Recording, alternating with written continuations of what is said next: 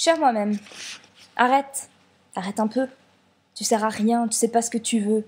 Tu crois en des jolies choses, mais tout cela c'est du pipeau, c'est des croyances de gamine, la vie est pas si rose, pauvre nouille. Arrête de tomber amoureuse, tu te fais toujours avoir de toute manière, par toi-même. Tu te laisses croire des choses et puis tu t'oublies. T'es inutile. Tu dis vouloir changer des choses, mais tu fais tout comme les autres. T'as la trouille de l'avenir en plus. T'es même pas capable de t'assumer, de grandir, d'envisager des changements.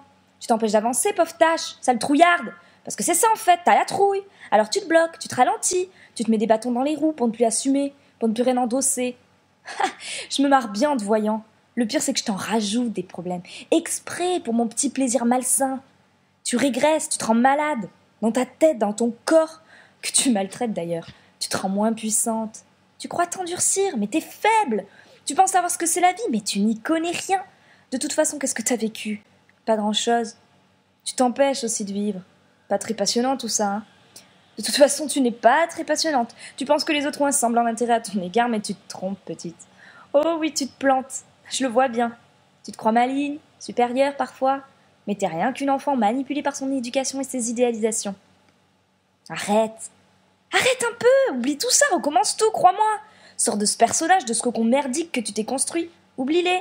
T'y arriveras pas de toute façon, t'es beaucoup trop lâche, ma pauvre fille. J'étais là quand tu te posais des questions.